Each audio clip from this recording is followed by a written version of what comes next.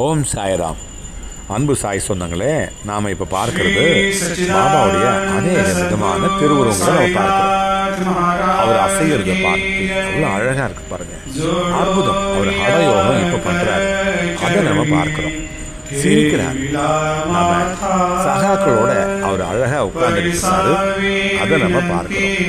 இன்னும் இன்னும் எத்தனையோ வடிவங்களை பார்க்கணும். சட்கா வச்சு அடிக்கிறார், அங்கே தண்ணி வருது, அங்கே நெருப்பு வருது.